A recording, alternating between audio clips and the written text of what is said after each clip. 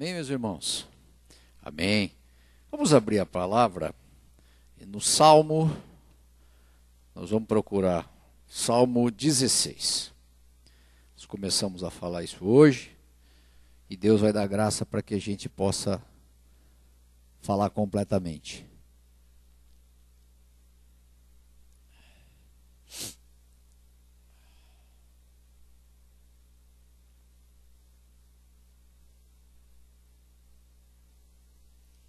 Amém?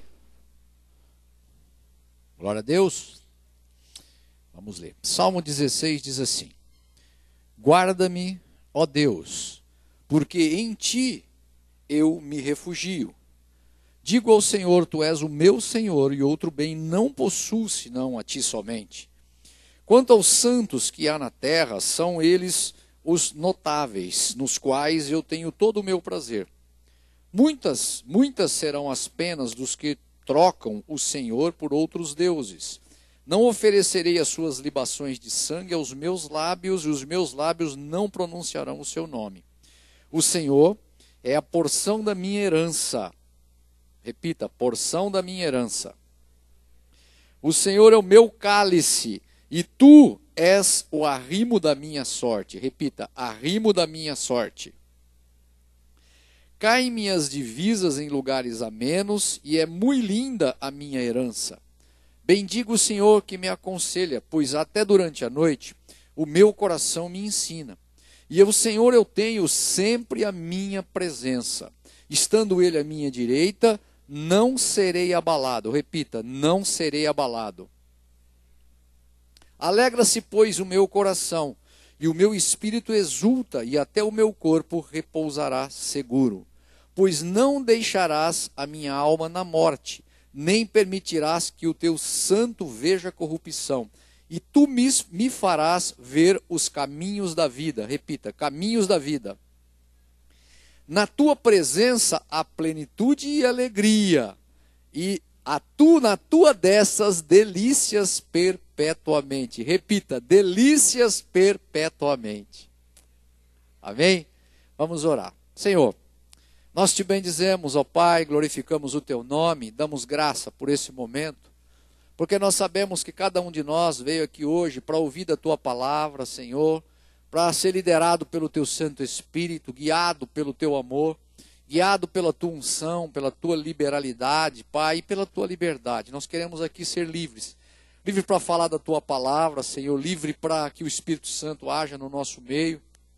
Mas, Pai, nós repreendemos todo o cansaço, toda a opressão, porque hoje, depois de um dia de trabalho, muitas vezes, Senhor, o inimigo quer nos cegar, muitas vezes o inimigo quer dar uma dimensão desproporcional, Senhor, àquela que tu queres, ó Pai. Portanto, ajuda-nos, Senhor, a falar da tua palavra, a entender o que tu pretende, entender o que tu queres, discernir o que tu tens, que nós não falemos aqui coisas da boca de homem, mas coisas daquilo que realmente vem do teu trono, que desce da tua graça, Pai, e que em nome de Jesus possa nos ajudar, para que nós saibamos realmente qual é o nosso verdadeiro refúgio, para que nós saibamos verdadeiramente qual é a nossa porção de herança bendita da tua palavra, e para que nós saibamos também quem verdadeiramente é o arrimo da nossa sorte, Pai.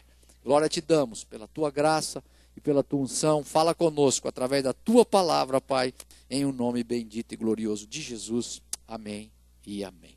Amém? Eu confesso, quando eu me deparei com essa palavra, foi um dia em que eu tinha assistido uma reportagem e que confesso que ela me deixou chocado em relação ao problema da violência. E coincidentemente nós estamos falando de violência aqui, mas a palavra tem tudo a ver com a violência. E eu via aqueles policiais que estão sendo atingidos, os policiais que estão sendo perseguidos, aqui principalmente no estado de São Paulo, mas não é diferente nos outros estados. E eu começava a verificar e perceber que aqueles homens que trabalham, são a grande maioria trabalhadores, a grande maioria defende a nossa sociedade, a grande maioria homens honrados, e que de repente mora num determinado local e vai para sua casa, retorna para sua casa, e não pode nem sequer ir com a sua farda, né? Porque eles já estão tirando a farda no quartel, deixa a farda no quartel ou embrulha em algum lugar, porque ele já não pode mais mostrar que eles são policiais. Porque os bandidos não podem saber que eles são policiais. Aquilo que antes era algo que os protegia, que as pessoas olhavam antigamente, aquela farda, e já tinha respeito, né? É como se batesse continência e dissesse, ó, ali vem algum policial, ali vem uma pessoa de honra, ali vem uma pessoa que vai realmente resolver o problema. É o contrário, eles têm que se esconder. É o contrário, onde eles tinham refúgio, onde eles tinham alguma coisa que os protegia, hoje ele tem alguma coisa que os condena, algumas coisas que vão dizer, olha, é aquele ali que é o próximo a morrer, é aquele ali que é o próximo a ser atingido, é aquele ali que eu vou atingir o seu filho, eu vou atingir a sua filha, eu vou atingir a sua casa, vou atingir o seu parente, que é o que tem acontecido. Se eles não matam o policial, eles matam o filho do policial, eles matam a mulher do policial, eles intimidam a família do policial. E eu comecei a olhar aquilo e falei, Senhor, mas que mundo que nós estamos vivendo? O que verdadeiramente nos dá proteção? O que verdadeiramente nós podemos buscar refúgio? Onde verdadeiramente nós podemos ancorar a nossa sorte? Onde verdadeiramente nós podemos eliminar ou nos sentir seguros, Senhor? E lendo esse salmo, eu me lembrei que esse salmo, coincidentemente, é um salmo de Davi. E Davi, quando escreveu esse salmo, nos estudos indicam que Davi estava sendo tremendamente perseguido. Davi estava sendo tão perseguido que o Davi não voltava para a casa dele. Ele vivia em campanhas e campanhas, vivia em cavernas, vivia em outros locais.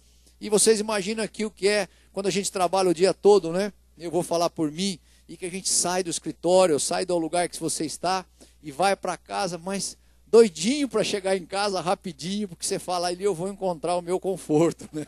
Ali eu vou encontrar a minha tranquilidade, ali eu vou encontrar o meu porto seguro, ali eu vou encontrar o meu altar, ali eu vou encontrar as pessoas que eu amo, minha esposa, meus filhos, ou a mulher vai encontrar o esposo, os filhos.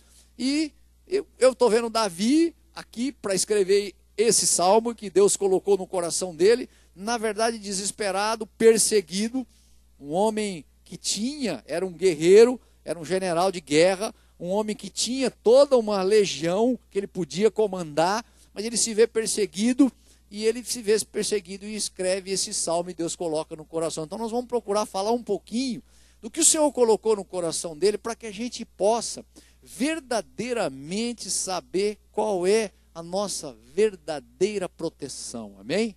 Para que a gente possa saber verdadeiramente qual é a nossa real herança, porque nós vamos ver muita gente brigando por herança, e aqui nós vamos falar um pouquinho da herança, porque ele fala de herança, e nós vamos ver verdadeiramente qual é o verdadeiro arrimo da nossa sorte. Ele diz aqui, Senhor, tu és o arrimo da minha sorte. Muita gente acha que o arrimo da sorte é outra coisa, nós vamos falar um pouquinho disso. Então, que o Senhor possa nos levar a patamares para a gente entender esse posicionamento primeiro de Davi. Davi estava se vendo acuado, igual esses policiais estão se vendo acuado. Davi estava se vendo perseguido, igual esses policiais estão vendo perseguido.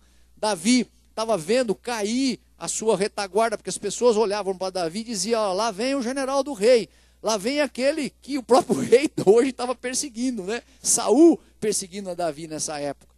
Então nós vamos ver, um homem que tinha tudo, de repente não tem nada. Um policial que de repente tem todo o respeito, de repente não tem nada. O que verdadeiramente então ele se apegou para dizer que ele tinha uma retaguarda, que ele tinha algo que ele pudesse sobreviver e algo que ele pudesse se refugiar. Amém?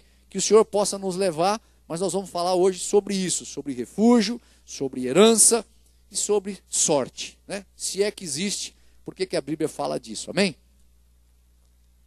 Então ele começa dizendo, Senhor, guarda-me, ó Deus, porque em ti eu me refugio. De uma coisa Davi tinha certeza, meus irmãos e minhas irmãs, e de uma coisa nós temos que ter certeza. Ele sabia em quem ele podia se refugiar. Muitas vezes nós achamos que quem vai nos proteger é o nosso carro, é a nossa casa, é o nosso trabalho, né? E ele sabia as pessoas que estão do nosso lado, em quem verdadeiramente, onde era o verdadeiro refúgio. E ele diz, Senhor, tu és o meu verdadeiro refúgio. Quando ele começa a dizer verdadeiro refúgio, é porque com certeza mais embaixo ele vai achar que algumas pessoas tinham falsos refúgios. E ele começa: eu digo-te, Senhor, tu és o meu Senhor, e outro bem eu não possuo, senão a ti somente. Então ele tinha também convicção de que bem verdadeiro, por isso que ele vai falar de herança, bem real, ele tinha o Senhor, porque os outros bens vêm e vão. Os outros bens são vulneráveis, a farda é vulnerável, o respeito que as pessoas têm é vulnerável, mas o Senhor é aquele bem que vem e que fica, é aquele bem que está sempre, hoje, amanhã, ontem e sempre. E ele diz com muita clareza: Senhor, outro bem eu não possuo, senão somente a ti. Ele tinha essa convicção clara de que o bem maior que ele possuía era o ser Deus. E nós temos que ter essa consciência clara de que o maior bem que nós possuímos é o Senhor Deus. Esse verdadeiramente, hora boa, hora ruim, com pobreza, com tristeza, com saúde, sem saúde, nesse Deus nós podemos confiar. Nesse Deus é Deus que vai nos dar refúgio. Esse Deus é Deus que vai nos dar proteção. Esse Deus é Deus que vai nos dar retaguarda. E ele continua e diz assim: quanto aos santos que há na terra, são eles os notáveis, nos quais eu tenho todo o meu prazer. Muitos serão as penas dos que trocam o Senhor por outros deuses. Não oferecerei as suas libações de sangue, e os meus lábios não pronunciarão o seu nome. Muitos trocam o Senhor por outros deuses. Ele tinha convicção de que ele tinha um Deus verdadeiro. E às vezes a gente vai tocando o nosso dia a dia, e muitas vezes nós pensamos e nós começamos a cultuar outros deuses, senão o Deus verdadeiro. É sem querer. Eu posso dizer para vocês que há 20 anos atrás, antes de eu me converter, eu achava o meu trabalho acima de todas as coisas e o bem maior que eu tinha. Eu posso dizer isso para vocês. E muitas pessoas continuam se envolvendo de certa forma e de certa maneira, que de repente aquilo passa a ser um Deus. E ele está dizendo desses deuses. Não é? Passa a ser um Deus. O carro da pessoa passa a ser um Deus. O dinheiro da pessoa passa a ser um Deus. O status da pessoa passa a ser um Deus. E é um perigo, porque a gente não percebe. E ele está dizendo, olha, muitas pessoas ainda cultuam isso. Muitos serão as penas do que trocam o Senhor por outros deuses. E ele diz, eu não vou oferecer libação, porque como você tinha que matar o animal, o sacerdote, para oferecer libação, para derramar o sangue, ele diz, olha, eu não vou oferecer libação para esses deuses falsos. Diga, nós não devemos oferecer libação para os deuses falsos. Amém? Hoje nós não precisamos mais derramar sangue, não é? Jesus já derramou por nós. Mas nós não devemos sacrifício. Nós não devemos nos penalizar por isso. Nós não devemos nos empenhar pelos deuses falsos. Porque os deuses falsos, o nome está dizendo, é falso. Uma hora falta base. Porque não são deuses verdadeiros. Então, cuidado. Nós devemos tomar todo o cuidado do mundo. Nós devemos tomar todo o cuidado do mundo. E ele tem esse cuidado e ele disse, ele continua. O Senhor é a porção da minha herança. É o meu cálice. Então ele diz, ele tem a certeza de que o Senhor é a porção da herança dele. E por que ele diz que o Senhor é a porção da minha herança? Porque muitas pessoas acham que a porção da herança é aquilo que ele tem hoje na terra. Eu conheço famílias, N famílias, que se degladiam, não conversam, irmão com pai, com irmão, com irmã, por causa de herança. Porque eles julgam que a verdadeira segurança dele está naquela herança. Isso é fato, cada um aqui acho que conhece um, né? É desse jeito que funciona. Eles julgam que verdadeiramente aquela herança é o que vai perpetuar a sua segurança. E ele está dizendo, olha, é mentira. a porção da minha herança é o Senhor. Ele é o meu cálice, é dele que eu bebo, é dele que eu me regozijo, é dele que eu me alegro. Amém? É dele que eu me alegro. É nele que eu confio. Ele é a porção da herança verdadeira. E às vezes a gente inverte, né? Achando que a grande porção da nossa herança é aquilo que a gente vê aqui na terra, quando é mentira. Nós estamos aqui na terra, devemos viver na terra como cidadãos dos céus, para ser um dia cidadão dos céus. Ah, não, eu vou viver aqui do jeito que eu quero, sendo cidadão da terra, para depois que eu for cidadão do céu, pensar, não, a nossa porção da herança maior é eu viver na terra como cidadão do céu, para um dia conquistar a eterna herança. E ele vai falar sobre isso lá no final. Então ele tinha essa certeza, ele olhava e falava, Senhor, olha, mas que tremendo, né? Que são essa porção da minha herança. Que herança bendita que eu tenho. Como eu entendo sobre isso. Como isso é que me dá verdadeira segurança. E às vezes a gente fica inseguro. Com toda essa situação de luta, de guerra, de policial, esses dias, eu estou saindo de uma obra, né? Eu saí, e fica na Zona Norte, e de repente eu ouvi um barulho. Pá, um barulho. Eu ouvi um barulho, mas imediatamente eu senti alguma coisa no meu ombro. E engraçado, na minha cabeça já estava tudo aquilo que está acontecendo com o policial. Eu falei, pronto, e começou a arder. Eu disse, levei um tiro. Né? Todo mundo fala que arde, que coisa, levei um tiro. Já comecei a olhar, pus a mão assim, e vi assim, não, furo não tem. Olhei assim, não, sangue não tem. Não tem nada. Mas, Senhor, não é nada, né? Quando eu fui olhar, realmente era uma pedra que um carro passou com alta velocidade, pegou aquela pedra, a pedra veio no meu ombro, depois ficou um vermelho, eu tirei um pouquinho a camisa e vi, não é? Mas, na verdade, só tinha um sujinho assim na camisa, eu percebi que aquilo foi uma pedra. Mas nós estamos vivendo numa sociedade de um medo tão grande, tão grande, tão grande, que se você...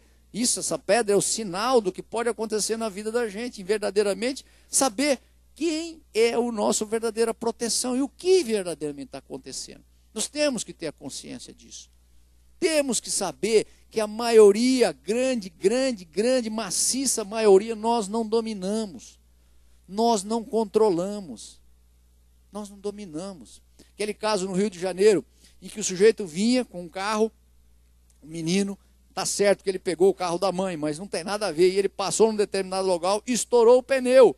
Estourou o pneu, um policial achando que o pneu, o barulho do estouro do pneu fosse um tiro, sacou a arma e matou o garoto com um tiro no pescoço. Um menino de 17 anos. Onde está a nossa verdadeira segurança, a verdadeira retaguarda? Onde está o nosso refúgio?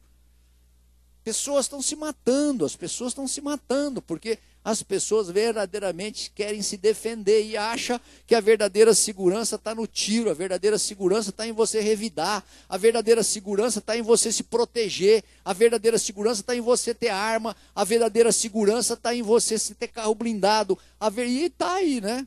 Está aí, todo mundo vendendo carro blindado, porque todo mundo acha que aí está a verdadeira segurança, quando não é verdade. Quando a grande maioria da proteção, das coisas que ele está dizendo, Senhor, por isso que eu vou beber de ti, tu és a minha porção, tu és a minha herança, tu és o meu cálice, é por isso que eu bebo, né, de ti, é por isso que eu estou em ti, é por isso que eu pretendo estar em ti. Imagina, gente, imagina, você imaginando que nos Estados Unidos eles publicam com muito tempo de antecedência, vindo aquele furacão lá, o Sandy, esse último que veio, as pessoas sabem que vai vir o furacão. Quem verdadeiramente sabe a velocidade do vento e que vai passar naquele momento e o que pode acontecer com uma família, com uma casa? Ninguém. Ninguém. Verdadeiramente ninguém. Quem viu as fotos, as fotografias, as coisas daquele furacão vindo, uma vez passou aqui um em Ribeirão Preto, que deu 120 quilômetros, lá fala em 150, 170, 180 quilômetros. E aqui arrancou janela, destruiu o telhado, quebrou poste. Você imagina ali com vento e com chuva e com mar e com água e com tudo o que pode acontecer. E a gente acha ainda que verdadeiramente tem alguma segurança em alguma coisa que nós promulgamos, o que nós podemos fazer. E ele está dizendo, olha, eu tenho essa convicção, porque o Senhor é a minha herança, é a porção da minha herança. é o meu cálice. E ele complementa: Senhor, tu és o arrimo da minha sorte. Diga, arrimo da minha sorte. Complemente, eu tenho o verdadeiro arrimo da minha sorte.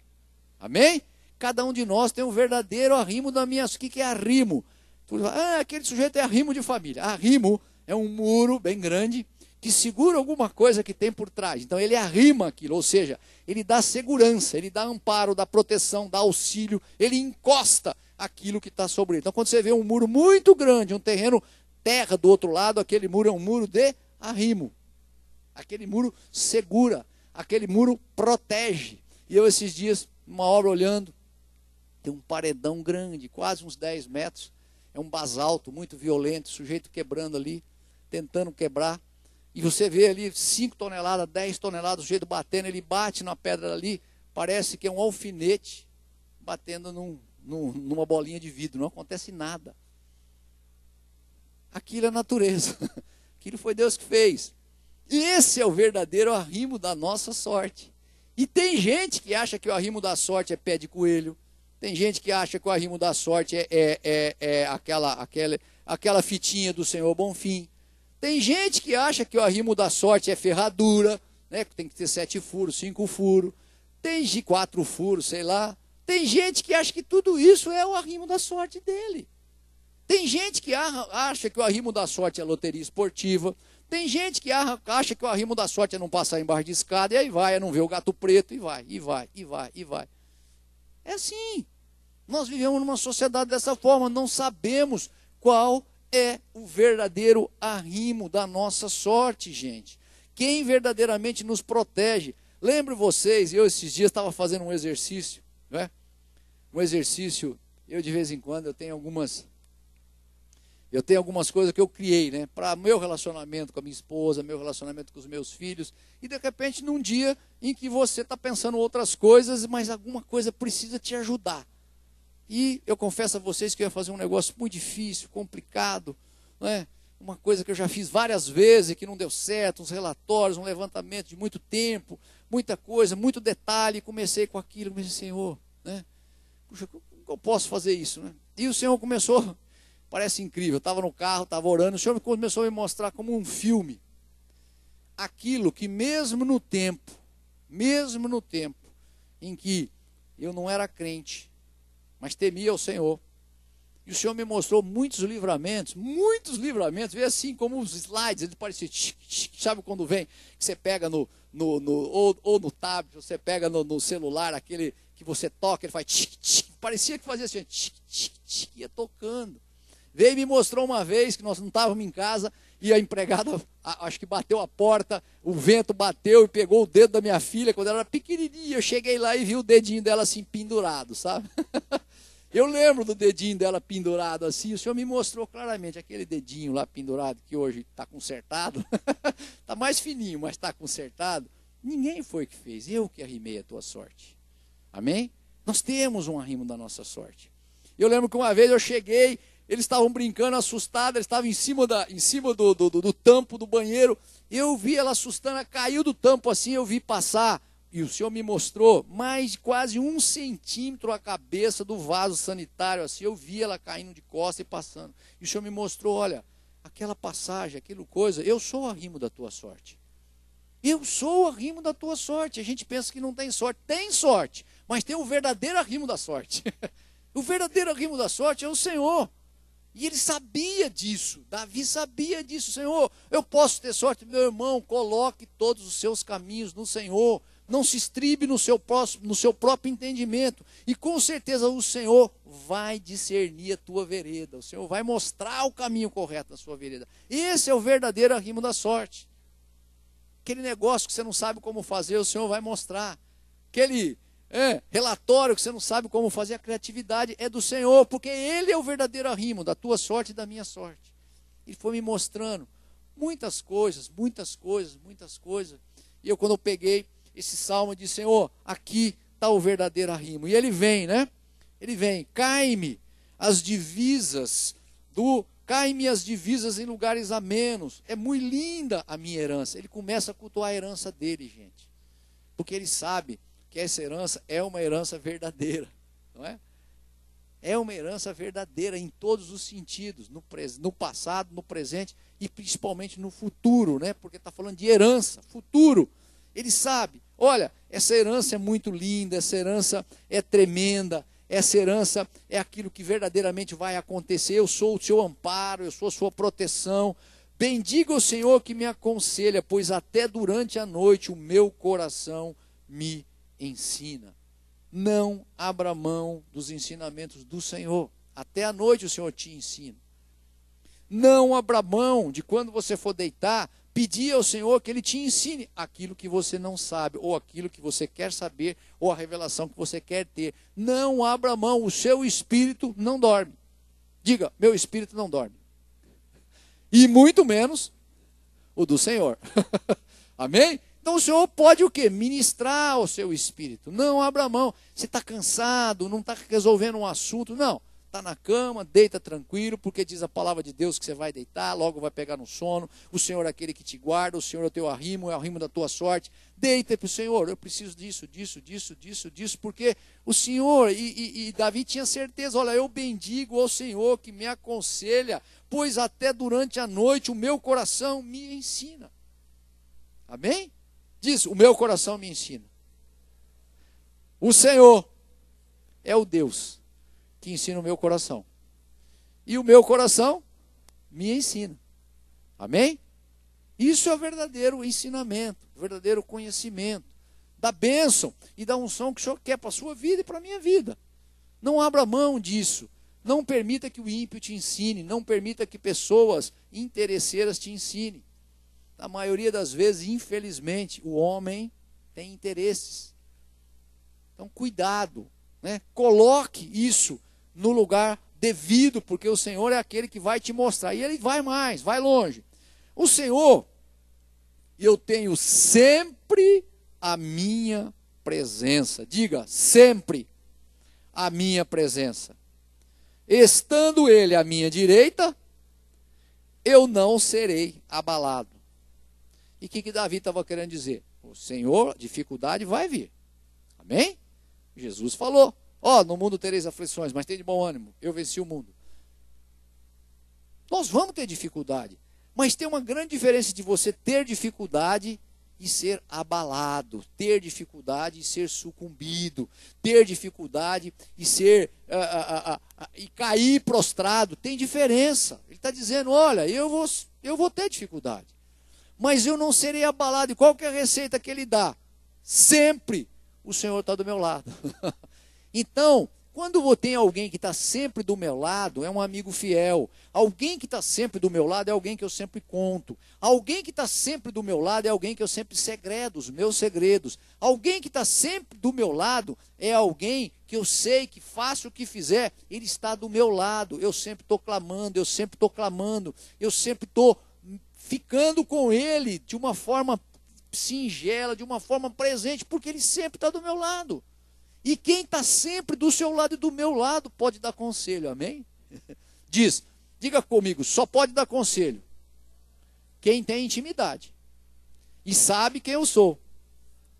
Amém? Só pode dar conselho quem tem intimidade com você. Como que eu vou dar um conselho, Jurandir, se eu não conheço ele? Nunca vi, passou na rua, não sei. Não, eu sei do coração dele, ele sabe o que me perguntar, eu sei o que falar. E com o Senhor, muito melhor ainda, porque o Senhor, com a intimidade que você tem, você criou aquele paizinho, papai, aba pai, Senhor, é aquela coisa boa, você sai renovado.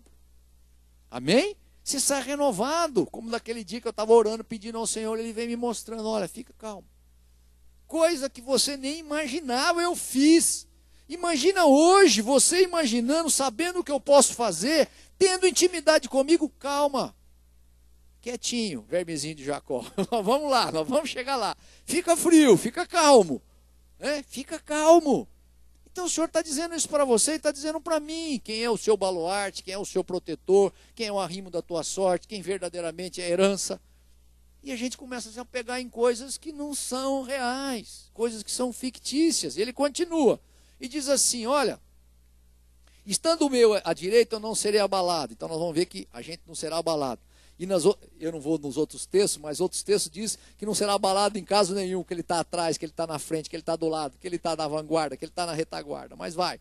Alegra-me, pois, o meu coração, e o meu espírito exulta, até o meu corpo repousará seguro.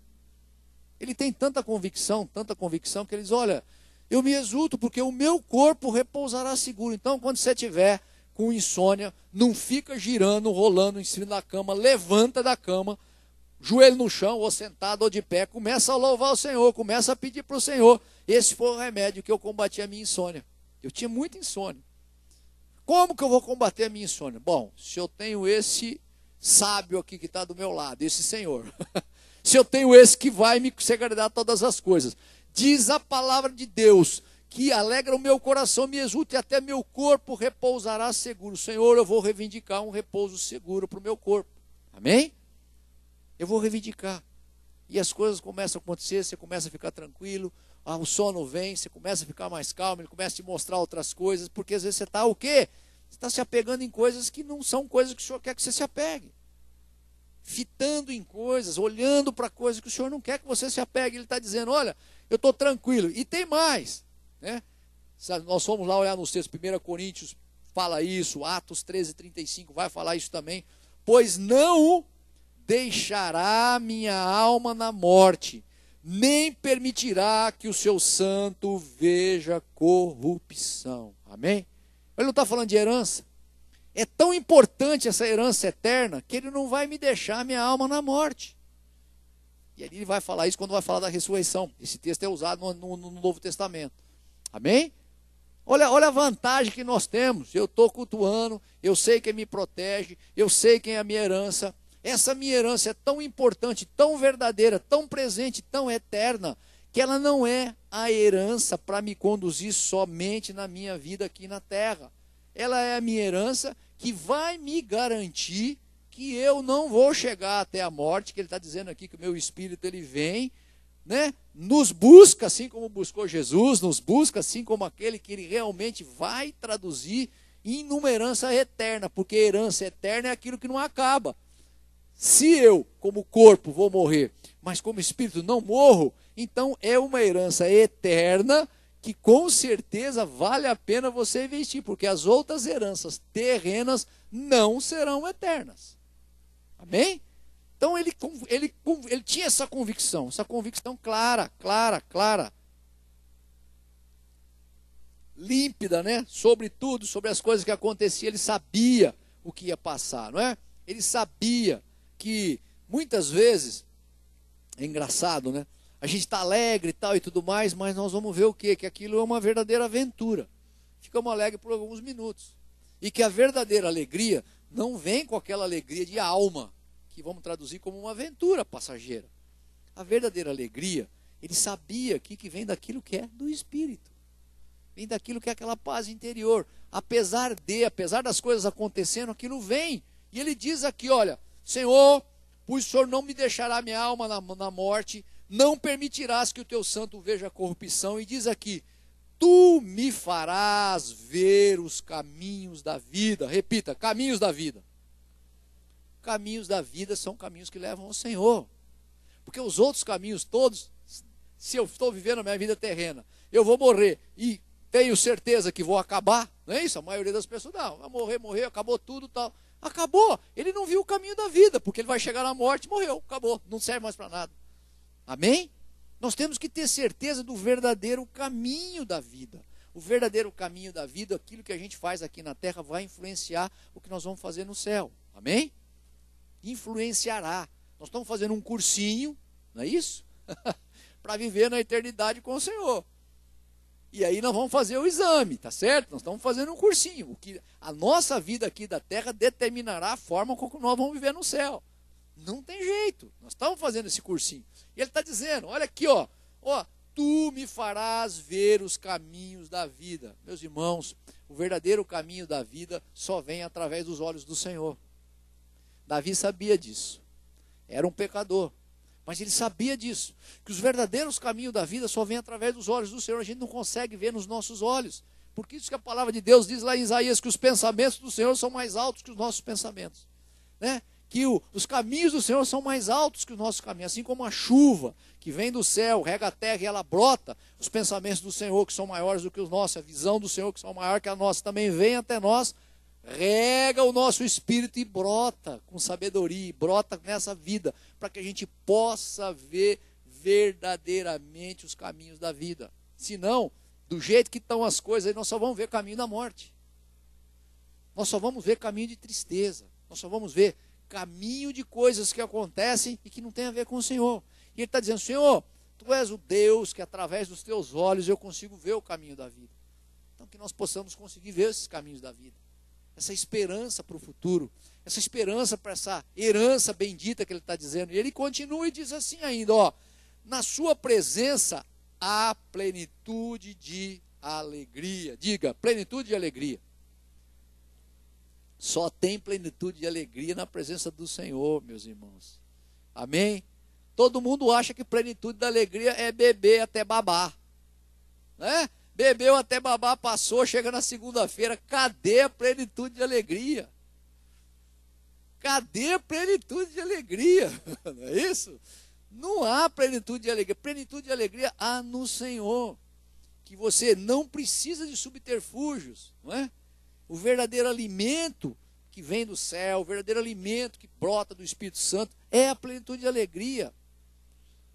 E o mundo que jaz no maligno nos engana, achando que as outras coisas são a plenitude de alegria. Eu perguntei para um rapaz uma vez, um rapaz veio conversar comigo, e ele disse assim, falou, Elcio, você sabe que, eu não sei, rapaz, o que acontece comigo? Ele disse, eu às vezes quero muito uma coisa. Ele, por acaso, estava me falando de carro. Né? Eu quero muito uma coisa. E engraçado, aí quando eu chego a essa coisa, eu adquiro essa coisa, eu pego essa coisa, eu compro essa coisa, eu ando, rapaz, mas não dá um mês, aquilo não vale nada para mim. Não dá um mês, eu já estou pensando em outra coisa. Por quê? Porque ele acha, a gente sabe que a plenitude de alegria não está naquela coisa, não está naquilo. Pode fazer o que você quiser, que não é aquilo que vai te dar alegria. Não é aquilo que vai te dar plenitude de alegria. E o Senhor aqui está dizendo, e Davi está dizendo, olha, esse Deus me dá plenitude de alegria. É o arrimo da minha sorte. Ah, mas eu não tenho sorte, eu não tenho azar. Não, depende com quem você anda, você vai ter sorte, você vai ter azar. Amém?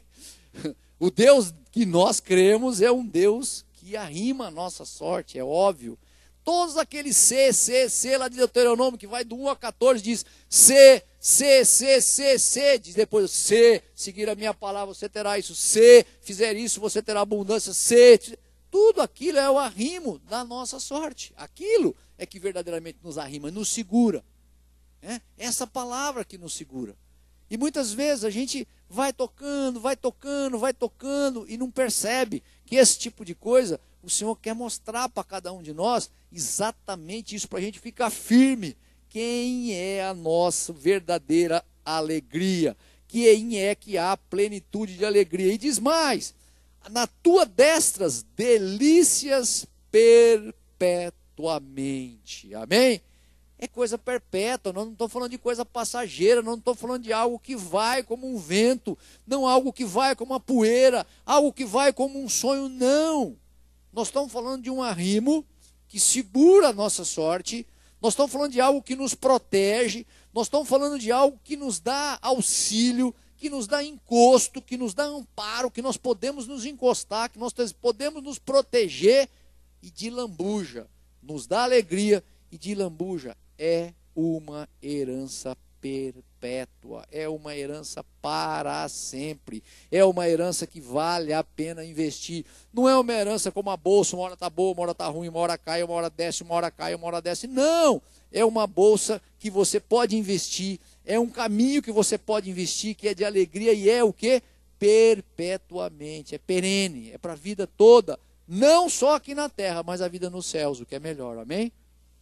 Então que a gente tenha essa convicção, assim como o Davi estava vivendo na perseguição, assim como o Davi estava vivendo num momento de tristeza, num momento de agonia, num momento de opróbrio, num momento de solidão, porque ele tinha que andar errantemente com alguns amigos, andar e fugir de local para local, de local para local. Mas ele chega a essa conclusão. E nós também muitas vezes andamos, procurando vários caminhos, várias vielas, né? Procurando vários rios tortos, vários currichos, né? Que são rios pequenos, os quais nós vamos perseguindo, achando que vamos chegar a desembocar no mar verdadeiro. Não, o caminho do Senhor é que é perfeito, amém? O caminho do Senhor é que é aplane na nossa vida, porque nós temos que, como Davi, ter certeza, porque em ti eu me refugio, saber que o Senhor é a porção da minha herança. O Senhor é o meu cálice que eu devo beber dia a dia, tomar dia a dia. O Senhor é o arrimo da minha sorte, que eu devo estar firme, porque estando Ele à minha direita, não serei abalado. Eu tenho que ficar sempre, buscar a presença do Senhor, faz diferença em todos os aspectos. Não permita que o inimigo nos confunda. No nosso dia, principalmente no dia de trabalho, não permita que o inimigo nos confunda. Mudou muito a minha produção à tarde, quando eu, de manhã, eu orava, né? E um dia Deus me tocou num culto aqui, que o pastor comentou sobre isso e tal. Eu orava de manhã e orava à noite, né? E não orava à tarde, né? E um dia o Senhor me incomodou e disse, olha, você percebeu que às vezes a produção cai um pouco à tarde? E eu fiquei incomodado, e de fato cai, né? E comecei a orar à tarde, logo depois do almoço, né? Eu já saio, já vou orando, né? E mudou, o Senhor muda as coisas mudam. Por quê? Porque o Espírito Santo de Deus está aí para a gente poder pegar essa porção. Como ele diz que está sempre ao lado, esse conselheiro, esse Senhor, esse mestre, esse amigo, esse companheiro, esse que está realmente à nossa volta, ele realmente vai estar nos dando toda a retaguarda. Então, não abra mão do refúgio do Senhor, não abra mão do refúgio do Senhor, porque é tão tremendo, que eu quando estava fazendo aquela leitura dos slides, né, quando veio, eu me lembro que uma vez eu vi um rapaz de moto e vi que ele veio muito rápido, né, assim na frente da gente. Quem está guiando hoje sabe que qualquer coisinha o sujeito chega rápido de moto e começa acidente. E eu me lembro que uma vez, eu tive muitos anos moto, e eu estava com uma moto grande, eu estava descendo aquela avenida ali da Antônio de Ederixen, e eu estava descendo e começou a chover. Sabe, começou a pingar uns pinguinhos pequenos. E eu descendo a avenida, porque eu tinha que chegar no escritório, e eu peguei e acelerei, já que eu tinha que chegar, para não pegar aquela chuvona toda que vinha vindo, e eu acelerei, né? E Deus me mostrou isso faz aí uns 25 anos atrás, 30 mais ou menos, mas Deus me mostrou claramente, eu tinha esquecido, isso não nem tinha mais passando na minha cabeça, Ele me mostrou. E eu vinha, e Ele mostrou, né, porque eu estava, como se diz, eu estava choroso, né, choroso no bom sentido, Senhor, como que eu faço isso e aquilo? Ele disse, olha, calma, vou te mostrar. E eu vinha, e de repente uma senhora cruzou. Eu na avenida, uma senhora cruzou. A hora que eu vi, estava coisa de 5, 10 metros, e eu brequei, mas vi que a moto ia para cá, ia para lá, porque a moto foi dançando, ela parou, ela pôs a mão assim na cabeça, parou, o pneu da moto pegou assim, encostou na porta dela e fez assim, puf, nem amassou. Não amassou a porta do carro dela. E ela fez assim para mim, olha, eu não vi. Eu falei, não, eu estava branco, né? Não falava, porque numa velocidade daquela, eu acelerei um pouco para chegar mais perto, ela cruzou, eu vim, fez assim, pô, sabe quando encosta? Nem amassou, não amassou o carro dela. E o Senhor me mostrou, olha, naquela época, eu já zelava por você, naquela época, eu já via as suas dificuldades, naquela época, eu já estava com você, apesar de você nem saber orar direito, né? Você nem sabia orar direito. Mas você rezava, né? Naquela época eu falava que eu rezava. Você rezava, mas eu via esse tipo de coisa. Imagina hoje, quer dizer, a gente tem que ter essa noção desse companheiro solene, dessa pessoa que está do nosso lado, dessa proteção, porque não vai ter farda que vai nos proteger, não vai ter carro blindado que nos vai nos proteger, não vai ter cadeia que vai nos proteger, mas sim o arrimo santo e bendito do Senhor. Amém? Que o Senhor possa dar graça, possa dar discernimento. Vamos orar para o Senhor. Amém?